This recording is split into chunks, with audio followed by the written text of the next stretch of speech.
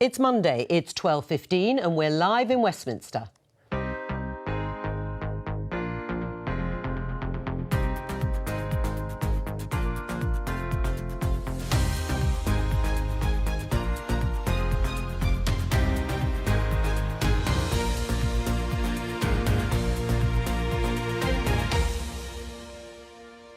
Joining me, Chair of the COVID Recovery Group, Conservative MP Mark Harper, Labour MP Margaret Hodge, BBC Newsnight political editor Nick Watt.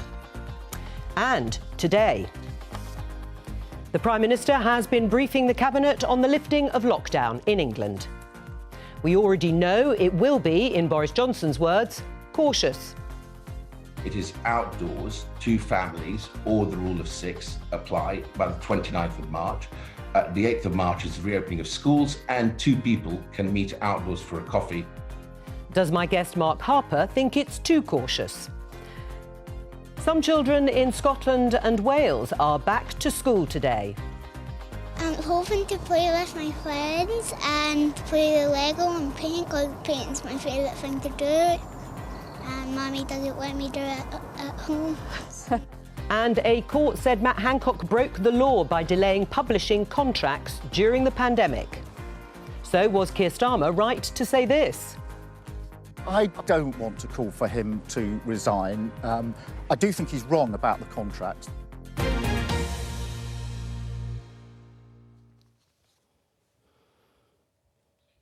Today, the Prime Minister will finally set out how England will gradually come out of lockdown by addressing MPs, first of all this afternoon at 3:30, and that will be followed this evening at 7 o'clock with a televised address to the nation. Let's just show you how 3 of the papers are reflecting that, starting with The Sun, which says the march to freedom.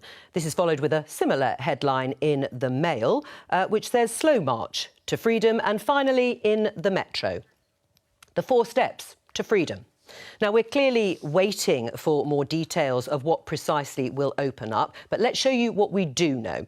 And that is on March the 8th, schools opening to all pupils in England and social mixing between 2 people outdoors, so not just for exercise. And on March the 29th, continuing on the outdoors theme, you'll be able to mix outside 6 people or 2 households together, and there will be some outdoor organised sport, tennis and golf. And grandparents, I suppose, will be able to see their grandchildren outside. Nick, Boris Johnson said it would be cautious, and it sounds like it is. But we've got no firm commitment, and we're not expecting it, we think, on things like hospitality, returning to workplaces or going on holiday. Yes, I mean, it's a mixture. So for the teaching unions, it's obviously too fast. They don't like the idea of all schools opening on the 8th of March, although they'll be able to wriggle room to sort of allow schools to ease in over the first few days. So for them, it's too fast, but it's just about the right speed for Conservative MPs who've been very critical for Boris Johnson for going in and out of lockdowns. But then those Conservative MPs are not going to be happy because the next stages, as you say, are going to be so incredibly cautious. We'll be hearing from Mark Harper of the Coronavirus Recovery Group. They want all legal restrictions to end by the end of April, because they say that by then all over 50s will have been vaccinated, and it'll be 2 to 3 weeks after the last of those have been vaccinated. So in other words, they will have immunity. Too slow. But the Prime Minister, when he goes from the first stage to the second stage, it's going to be very, very cautious, because there are these 4 tests heavily related to the vaccines. Test 1 is the vaccine deployment. Is it working successfully? Test 2, we need to see that vaccines are effective in reducing hospitalisations and deaths in those vaccinated. Test 3, infection rates mustn't risk a surge in hospitalisations. And Test 4, the assessment of the risk is not fundamentally changed by any new variants of the virus. All right, well, let's introduce our other guest. Jasmine Cameron-Chileshi, the FT's political correspondent, joins us too. And Jasmine, I'm going to start with you, because there will be people forgiven for thinking that actually you could already meet one other person, perhaps for a coffee or sit on a park bench. Do you think parts of the public have been ahead of the government on the relaxing of restrictions? I think it is fair to say that, but I think overall compliance with the rules has been, relatively good. I think the public recognise that this really needs to be the last lockdown, and so there is a sense of everyone sort of just trying to hunker down, follow the rules, and hope that the vaccine rollout is relatively successful. And I think the government is right in adopting this more cautious approach. It's not like last summer where we saw Super Saturday of pubs and hairdressers all opening at the same time. I think the government is really trying to recognise there are still quite a few risks associated with the lifting of lockdown. Say, for example, hospitalisations are still quite high. We don't know the impact of reopening schools on the R rate, for example. So I think the government is right to adopt a more cautious approach. And I think overall the government is also trying to manage expectations about how successful a vaccine rollout can be and what our lives will look like post-COVID, so to speak.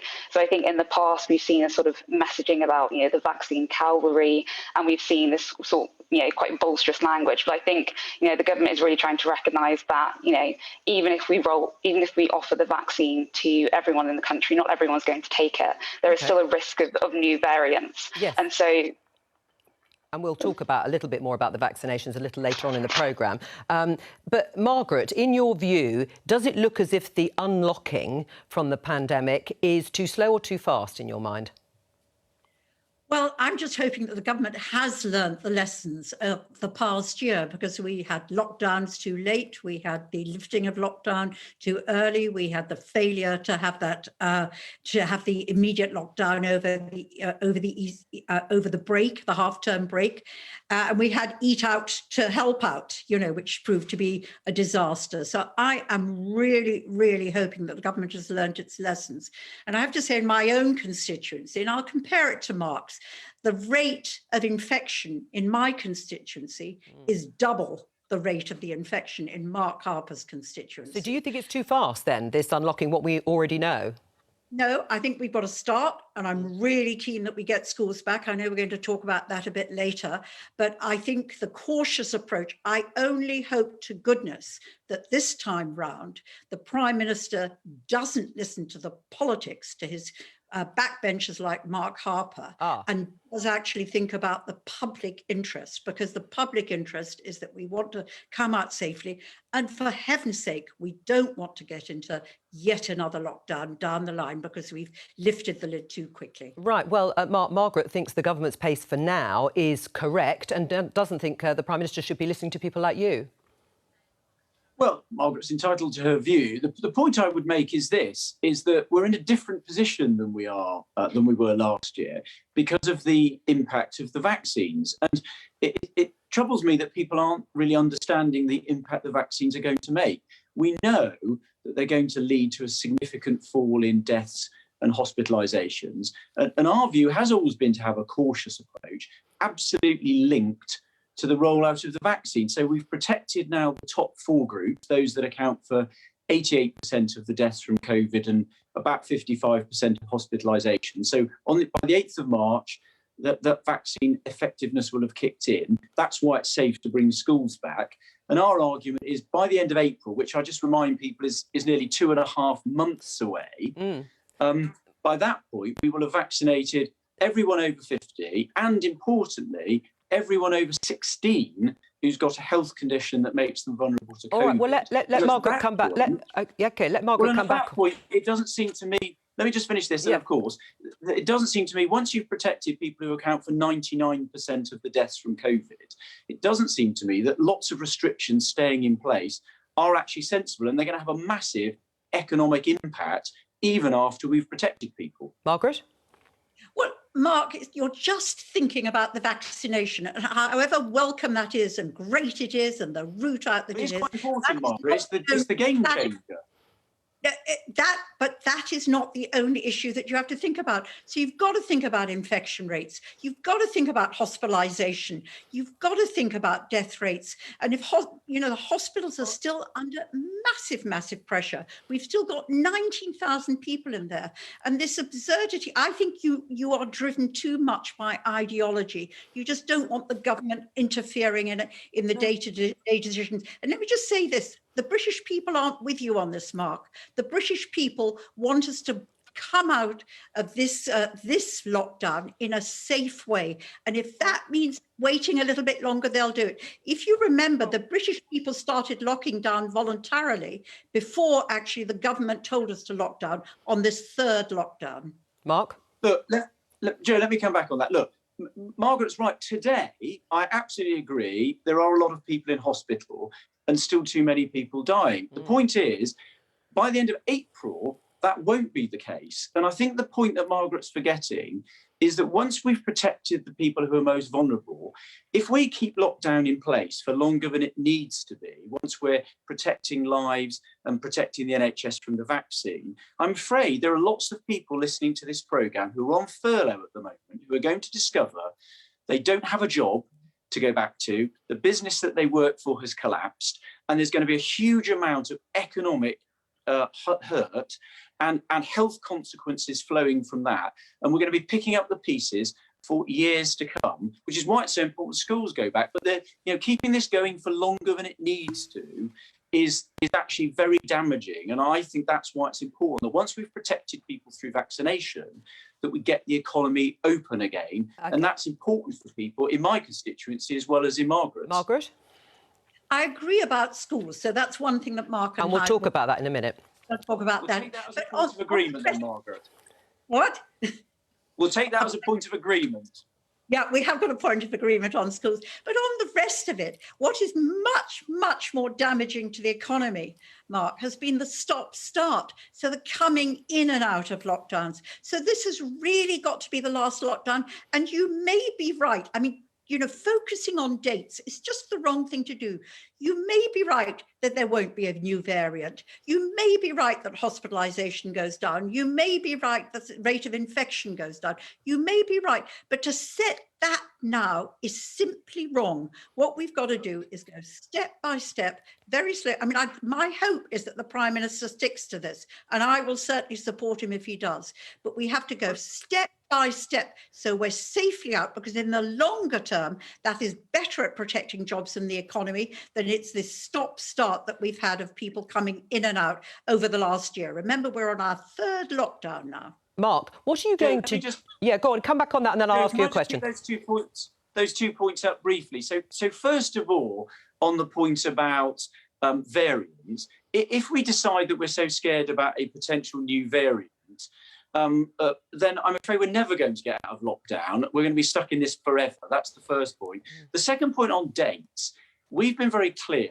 Our proposal absolutely tied to the rollout of the vaccine. And I know, Jo, in what you presented earlier in the programme, the date of March the 29th, which the government's talked about, that's a date. It's not backed up by science. So I do find it a bit rich that we're hearing dates being talked about, not backed up by any science. All of our dates and our programme absolutely driven by the rollout of the vaccine, which is what's going to protect people and save lives. Margaret? You're only looking at the role of vaccines. And I can tell you, my constituency was one of those that was impacted by the so-called Kent variant. And suddenly, before Christmas, you suddenly saw infections going through the roof. Our local hospital could not cope. And if that were to happen again, if you're just, setting it down in stone now without thinking through what the circumstances might do that change the story, you're just wrong, Mark. You're not on the side of where British people want to go. And I know you hate government interfering in people's lives, but this is a crisis, it's a pandemic, and we have to collectively work together. Mark? Margaret, I'm very well aware of that. I'm not driven by the arguments about liberty at all. I'm driven by the science. Vaccination is going to drive down hospitalizations. It breaks the link between infection rates, hospitalizations and deaths. And once we've protected the top 9 groups, they account for 99% of deaths and over 80% of hospitalizations. The whole point is, if you've got an increase in infection rates, it isn't going to lead to significant numbers of people going into hospital or dying, we've protected them through vaccination. All right. And so we're not in the same position. Hang on, Margaret. Year. I'm going to, because I need to bring in the other guest, but I just want to put to Mark, I need to sort of clarify with you whether you're supporting the government, because it's clear from what we already know that it's not going to tally with the timetable that you have set out clearly and repeated on this programme, that all legal domestic restrictions should fall away by the end of April once the over 50s and all vulnerable groups 1 to 9 have been vaccinated. It's not going to happen. So what are you going to do? Well, Jo, on the schools point, the point of agreement, I absolutely agree with that. We pressed for that. All schools should come back from the 8th But your of March. call for That's all really legal important. domestic restrictions to fall away. It's not. We know it's not going to happen. I'm going to wait to listen to the Prime Minister this afternoon, and I want to hear a clear answer to the question I've posed, which is, once you've protected the groups that account for 99% of deaths and 80% of hospitalisations, I want to understand what the justification is for keeping the legal restrictions in place. I haven't heard a good argument yet. Maybe one will be forthcoming this afternoon. All right, so I shall wait and listen with courtesy to what the Prime Minister's got to say, and then I will respond accordingly after that. All right. Nick, it doesn't look as if there is going to be a timetable that actually tallies with what Mark would like. He's going to wait for an explanation as to why not. But is it problematic, Nick, in people's minds to hear every day about the pace of the vaccination rollout? And the headline figure is marvellous, comparably with other parts of the world. And then, if you listen to someone like Mark, see a much slower process, arguably, a much slower process of unlocking. Yeah, I mean, people may feel frustration, but I think our main experience of this pandemic is people get it. They get how serious it is. And yes, people will be delighted to see the huge take-up in the various age groups. I think it's nearly 100% of 74-year-olds have had the vaccine. But people do know that it takes time to be clear that what you have seen in the clinical trials, which is around about a 90% efficacy in terms of preventing disease and around about 100% in terms of preventing death, it is going to take time for that to be shown in real time. And actually, what we also know, Jasmine, is that it's going to be 5 weeks between each step of unlocking. Now, the government says that's important because they've been advised by the scientists that they need to see the impact of the measures that they take, for example, schools returning in England at a primary and secondary level, and then waiting to see what happens to case numbers before they unlock any further. Do you think the public will be convinced by that, Jasmine? I actually think the public will, because I think we've seen in the past the consequences of moving slightly too quickly, and we've seen the government have to reverse and U-turn on decisions. And so I think there is a general understanding that, you know, the pace of measures might be slower, but I think people are comfortable with that if it means that we're actively moving forward and we're not moving backward in the lifting of restrictions. 5 weeks between each step, Mark? Well, I don't really understand. Again, this comes back to, I don't really understand the point of doing that. We've seen already, I think it was this morning, Jo, in Scotland, Public Health Scotland have released the first lot of data about the effectiveness of the vaccines. Can I just interrupt you then to show? Can I just interrupt you just to show people that data, because it is, you're quite right, jumping ahead of me there. BBC Scotland News. No, don't apologise. Work led by Public Health Scotland found COVID vaccination has had a significant impact on the risk of serious illness. Now, the figures are pretty impressive. The study suggested that the Pfizer and AstraZeneca vaccines reduce hospitalisations by 84% and 95% respectively. But we have been told by our head of statistics to be careful in how we quote those figures, because they're based on analysis that only looks at a single week, the week in which efficacy looked best for each jab. So it's a note of caution, Mark. No, and I agree with that, but I'm not just looking at those. I'm looking at the clinical trials, the evidence we've seen in practice from Israel, and the early data from the United Kingdom. So we know that vaccination works to protect people from serious disease and hospitalisation, which is the important thing. So the point I'm making is I absolutely understand, given the history, why people are cautious. But the point is, with vaccination, we're not in the same position we were last year. And all I'm saying is there will be lots of people looking at what's been set out today. There are a lot of people who I think will feel they've been forgotten. It's fantastic for parents being able to send children back to school, but if you don't have children and you don't have family nearby, you'll look at what's being rolled out so far in the newspapers and you'll wonder what exactly is the benefit for you of the vaccination rollout, because all that you're going to be able to do in March is go and have a coffee with one other person sitting on a bench, which for a lot of people is a real problem. They're not going to be able to continue seeing members of the family. They're not going to be able to see anybody. For a lot of people, that's having a real toll on their mental health and their health. And I just think for a lot of people, they're not going to understand, once people are protected with vaccination, why that has to continue longer than necessary. OK, well, we're going to see some more details, obviously, from the Prime Minister, which may indicate whether we can travel to different parts of the country to see family members. Nick, did you want to say something before we move on to schools, which I know Margaret's keen to talk about? The crucial thing that we don't yet know on vaccines is transmissibility. So, yes, it's looking good in terms of preventing disease and mortality, but we don't know whether they prevent transmission. We think they do, and some of the tentative data suggests that they do, but that's not definitively known. And that is the absolutely key factor in terms of easing a lockdown. Right.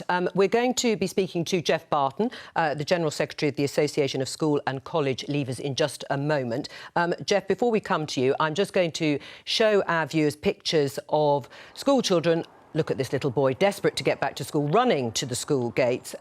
They are opening up in a phased way starting today in Scotland and Wales, and we can see more of them looking pretty happy to be back to see their school friends. But Jeff is from one of the unions that have signed a letter to the government calling the opening of schools to all pupils in England on the 8th of March a reckless course of action. Jeff, why is it reckless? Well, what we said there, Jo, is it will seem reckless, and it's for the reasons that you have just mentioned. I mean, the sense of palpable joy today from young people and parents is something we should celebrate, and we need young people to be back in school. So that's our starting point.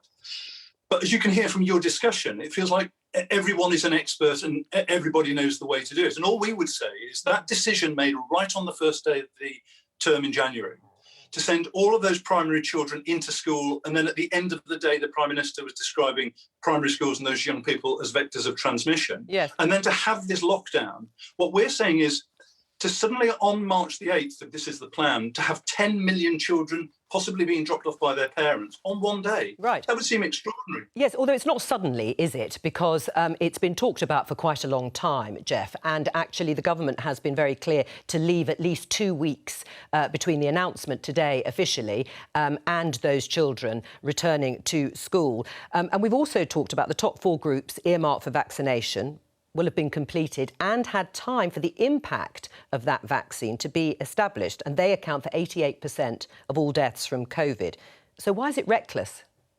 Yes, well, you're absolutely right. It's been talked about for weeks, and there are 2 weeks now for us to actually look at the detail of what this means in practice. Right. Now, I think if I was a parent, what I would be saying is, so why is it that in Wales, in Scotland, in Northern Ireland, there is a phased approach? They've gone back bringing earlier. Younger children examination classes in.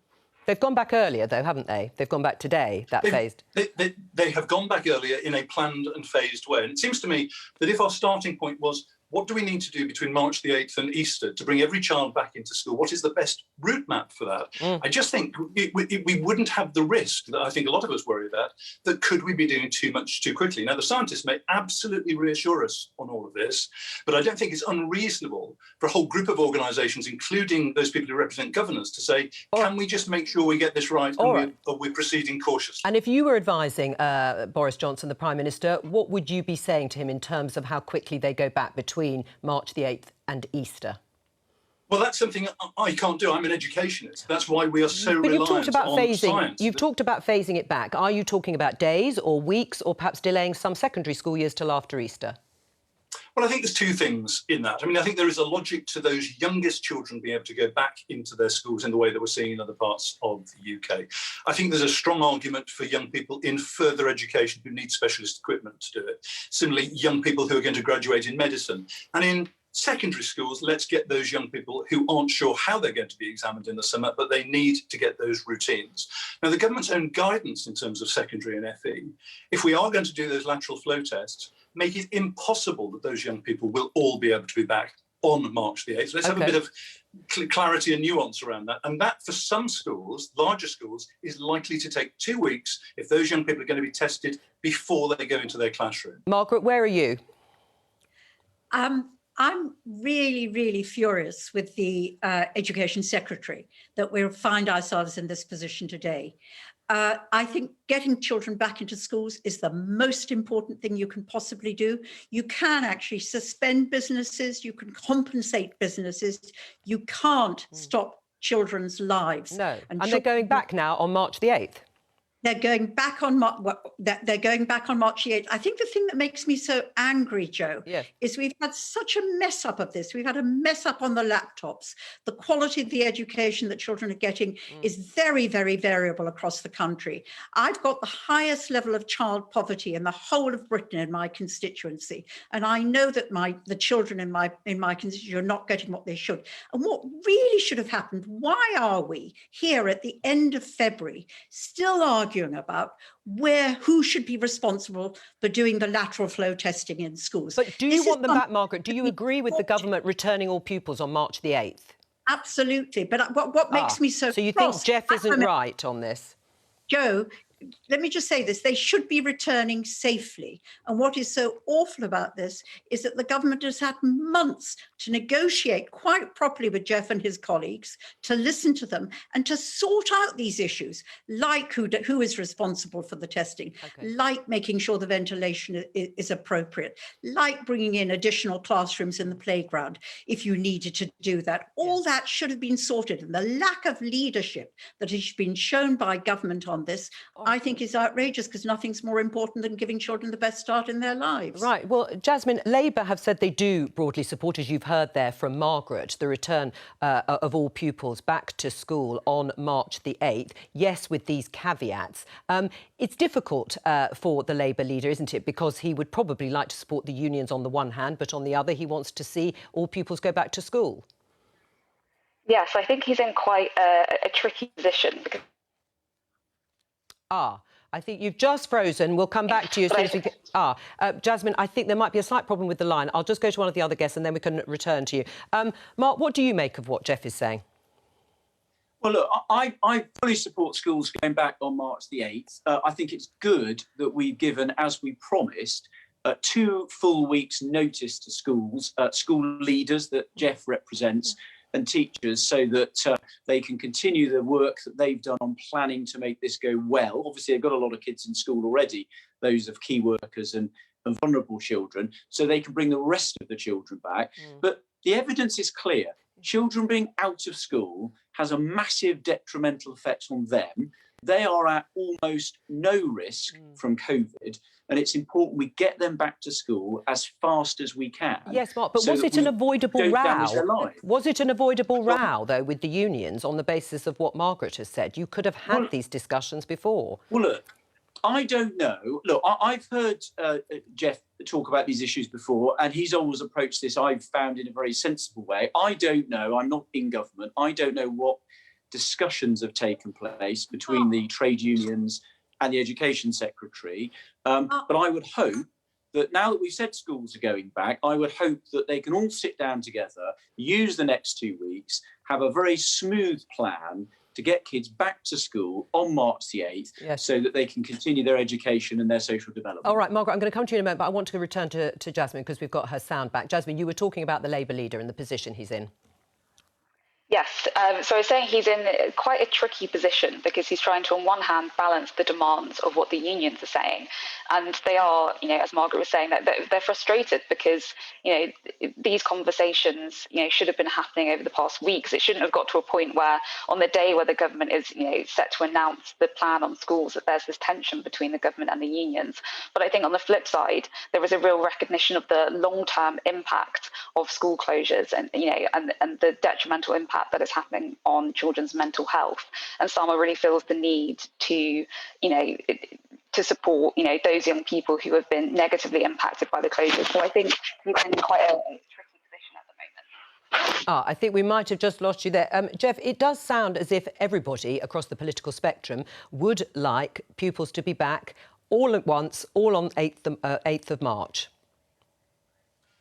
Yes, I'm an English teacher by background, Joe. I'll be listening out for the preposition, whether it's on, in which case I think that is hugely problematic in terms of explaining why would we send 10 million children on the same day, given that they were closed, schools were closed because of community transmission. So there needs to be an explanation for that. But secondly, also, as I say, because of the guidance the government has already given to secondary and FE, it has to be a phased return. Let's just be honest with people and say your child is going to be coming back into school. We rejoice about that. They will. But the nation won't forgive us if we don't do it in a proper, robust kind of way. All right, Jeff. Well, we'll all be listening out for that preposition, on or from.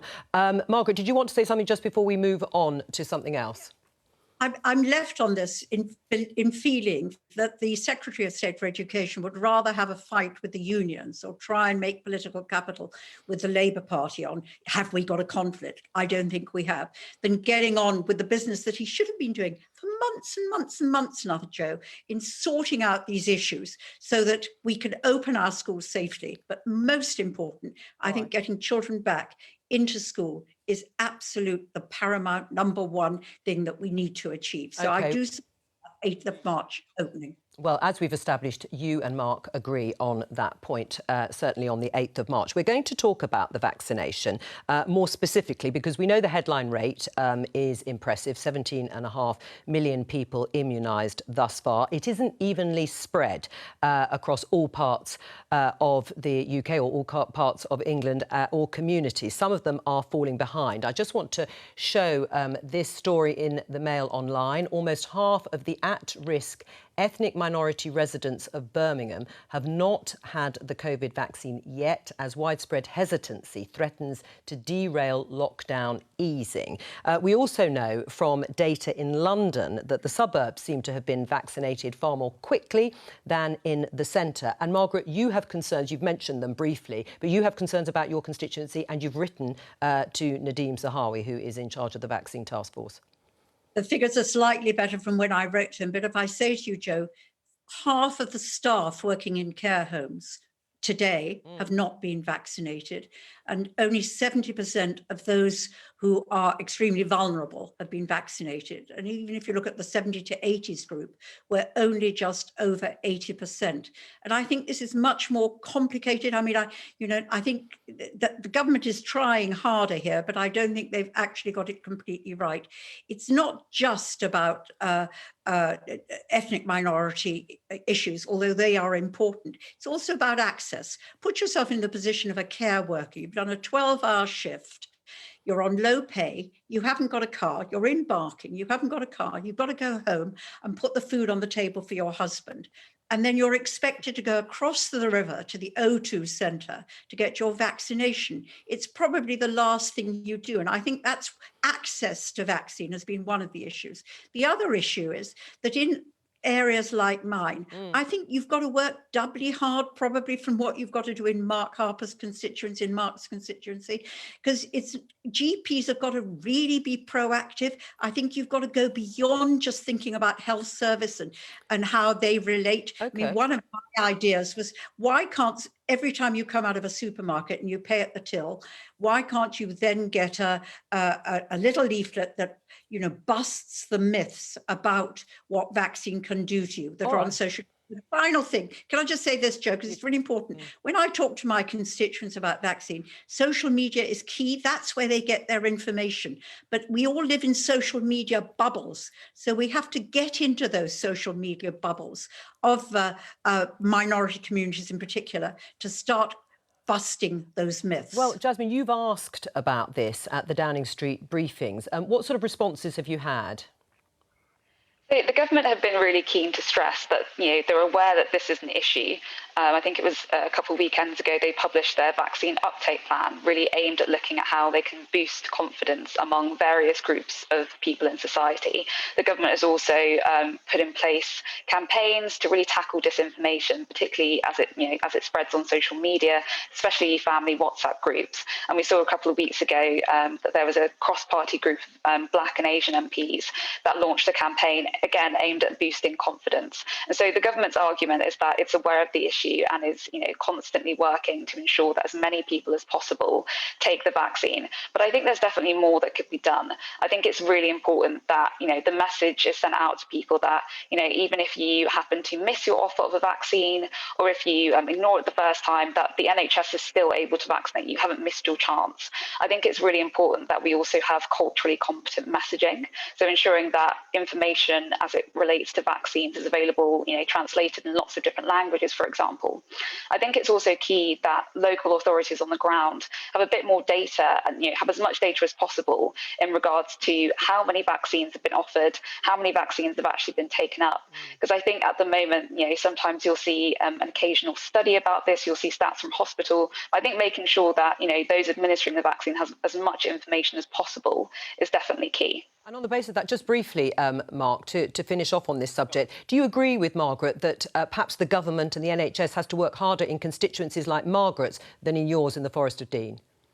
I do think there are communities where we have to work harder, and listening to both the conversations here, both from Margaret and Jasmine, I know the government, I was listening to the Vaccines Minister this morning, we are doing work now to have more role for community pharmacies who are trusted. I know there's a lot of work going on to make sure local health trusts have all the data so they know exactly who's been reached and importantly who hasn't. And I know there's a lot of work going on in different communities to make sure various community leaders really get into those communities and help get the messages across, as Margaret said, to bust some of the myths, to bust some of the irresponsible scaremongering we see from people who try and dissuade people from taking the vaccines that are going to save their lives and protect them from serious disease, hospitalisation and death. And it's really important every single one of us makes it really clear that when you get offered your vaccine, you should absolutely take it up as soon as you can. All right, we're going to move on because on Friday, the Health Secretary, Matt Hancock, was found to have acted unlawfully by handing out coronavirus contracts without publishing details in a timely way. That was according to a High Court judge. Let's listen to a quick response from Matt Hancock from yesterday. This was an emergency situation. My team worked so hard and they were successful in ensuring that there was never a national shortage of PPE.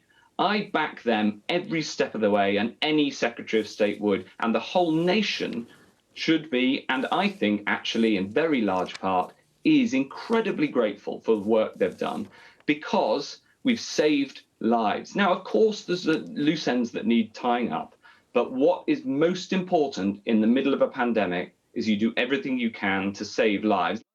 How serious is this? He's been found to have acted unlawfully.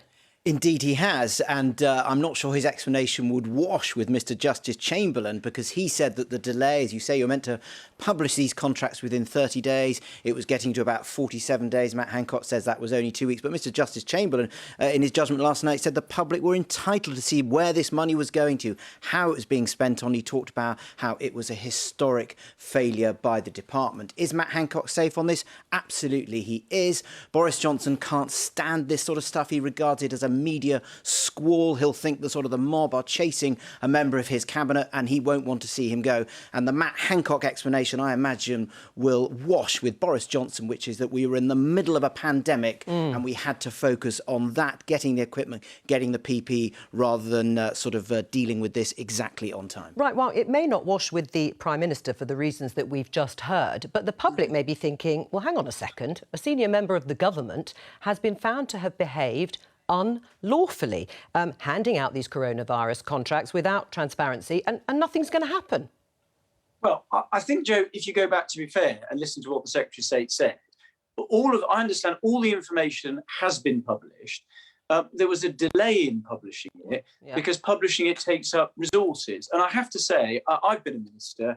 I completely agree in this case with Matt Hancock. If I'm given a choice about where I deploy my staff, do I get them to get the PPE to protect frontline workers, or do I get them doing the back office admin and paperwork? I'm going to get them buying the PPE.